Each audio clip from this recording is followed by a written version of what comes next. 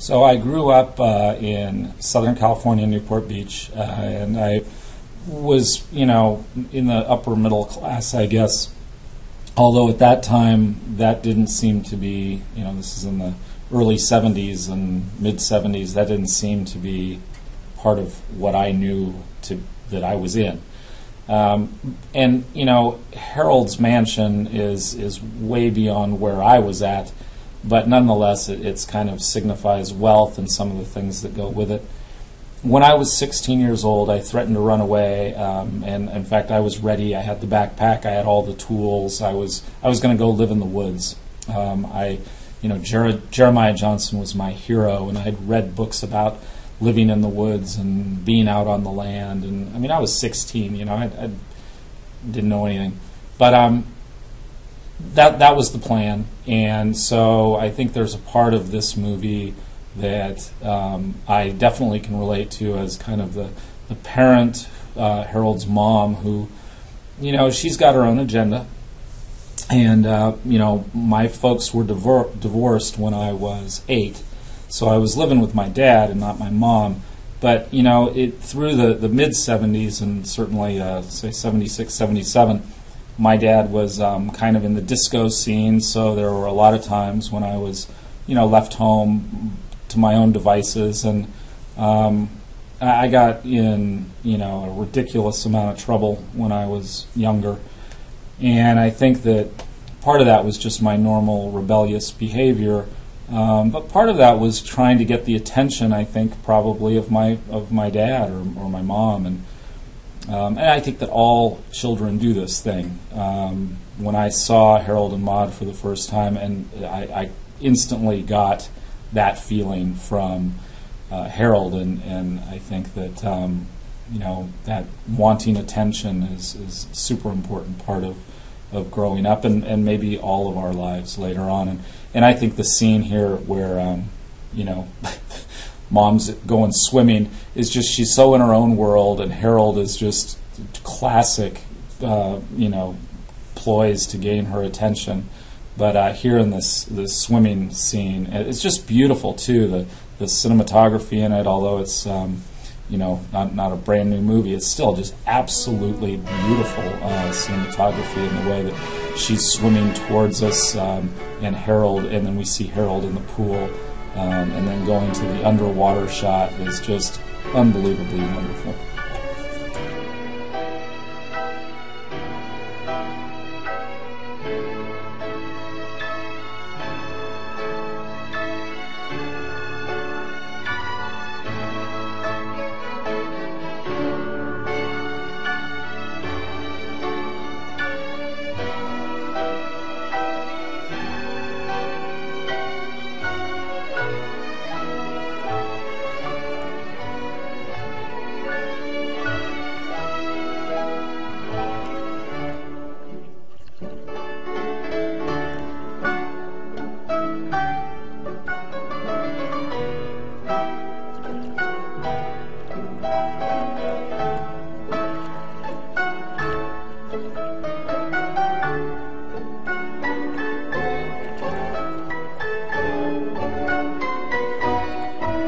So my favorite heroes when I was young were like Jimi Hendrix and Jim Morrison, and Jim Morrison, music is your only friend until the end. How many times did I hear that? And how many times did I listen to lines and the rebelliousness in those lines? And it was just, it still is me, but it definitely was even more of me then. And so, the scene with the policeman, it showed what this is not the truth, but kind of the ineptitude or the silliness of the rules and regulations. And I think that this scene captured with a police officer, from the way he walks to the door slamming, it's just so silly. And his gun not firing at the end. I split this clip up a little bit into the place where she says, I don't believe in driver's license. That was me. I was all about you can't label me. And I think we're all sort of want to be our own individual, and I think that the scene here just describes that perfectly.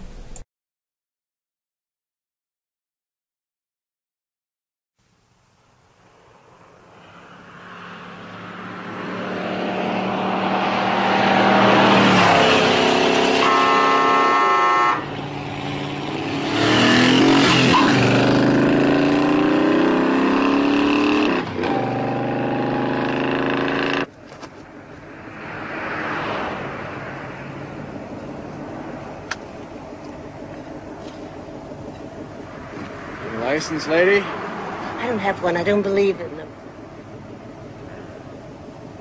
How long you been driving, lady? About 45 minutes, wouldn't you say, Harold? We were hoping to start sooner, but you see, it's rather hard to find a truck. It's your truck?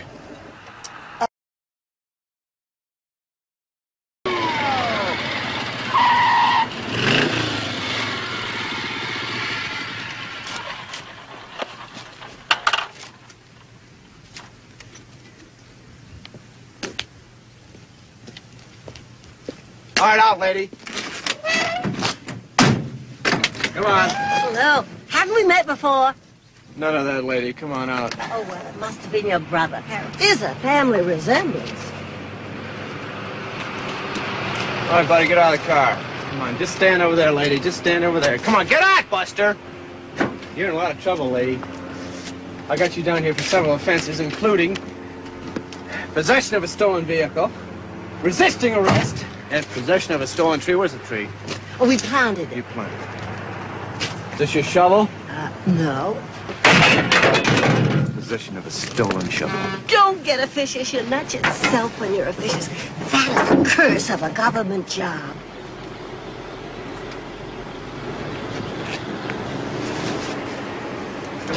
Oh, lady. Are you going to take a lot of time with this? Lady, please. Because if you Will are... you be just quiet, please?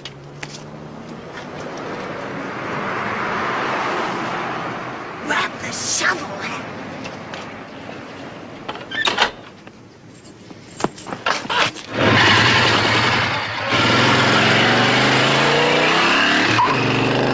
Lady, stop or I have to shoot!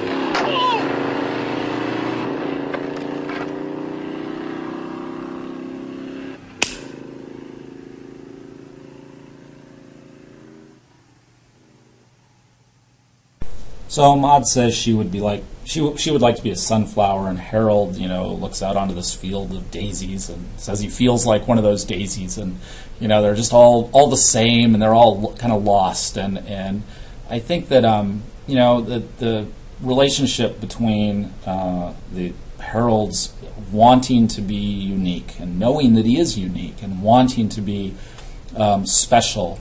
It is just something we all experience, and certainly I do every day. And Maud is just so full of these beautiful one-liners that are so inspiring to this day to me. As a high school English teacher, I taught this book every semester, and it went over with the kids. I worked at a little high school for kids who had challenges in other areas, and it was expensive to go there. And so many of their parents, were the kind of upper middle class, and there was a lot of tension between them. And this book just had so many lines in it that how many lives do we really change? It certainly pointed to some of the challenges we face in the relationships with parents and how we relate to the world. And I think the scene here where Maud says that we all want to be special, and the truth is that we are, but we just often fail to recognize that, like Harold has. So this scene is just beautiful in the field of daisies. Into a sunflower, most of all. They're so tall and simple. What flower would you like to be? I don't know. One of these, maybe? Why do you say that? Because they're all alike. Oh, but they're not. Look, see, some are smaller, some are fatter, some grow to the left, some to the right. Some even have lost some petals, all kinds of observable differences. You see, Harold, I feel that much of the world's sorrow comes from people who are this, yet allow themselves to be treated as that. So while I was way too young in the 70s, I missed the whole thing. The anti-military sort of attitude still is kind of in my head, and certainly was back listening to The Doors and, The Unknown Soldier, and all those were so much of a part of me. So when I saw this, just kind of the ineptitude or the silliness of the military. This clip is in French, so I'm sorry.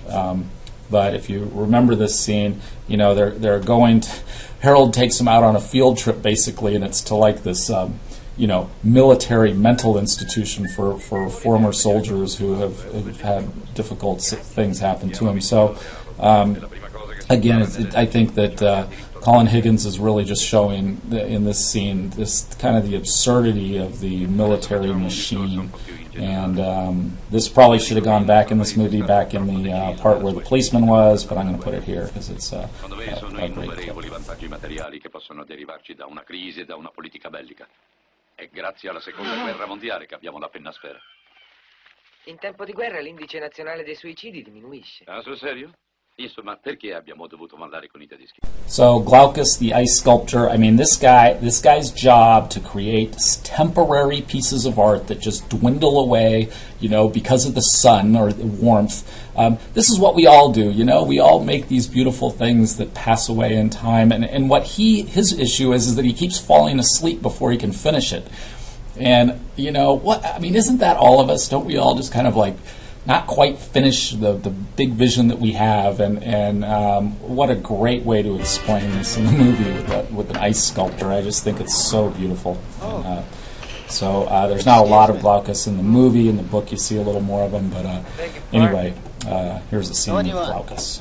I'm sorry, I was looking for Maud. Harold?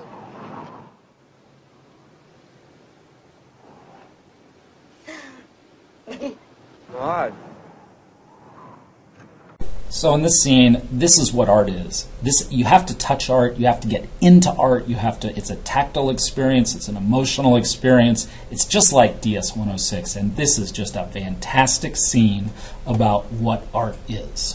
What stroke, palm, caress,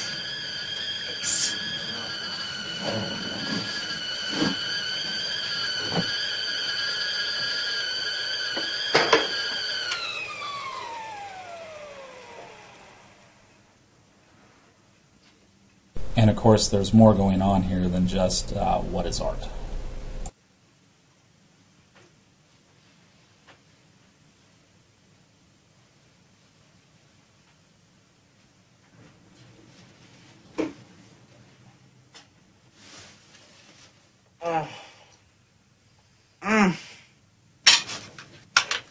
So I'm running out of time, so I'm going to use this last little piece of clip here that Maud's just saying, reach out, you know, live and expand, and you know, don't be afraid to take risks.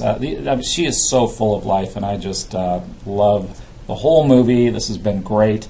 I wish I could go on forever, but this is probably 15 minutes at the end of everything. So here we go, last line. Good work, everybody. Nice class.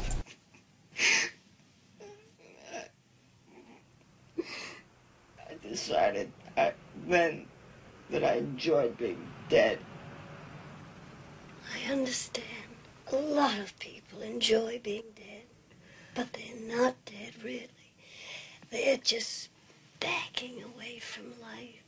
Reach out, take a jump, get hurt even. Play as well as you can. Go, team, go. Give me an L, give me an I. Give me a V. Give me an E. L-I-V-E. Live. Otherwise, you got nothing to talk about in the locker room.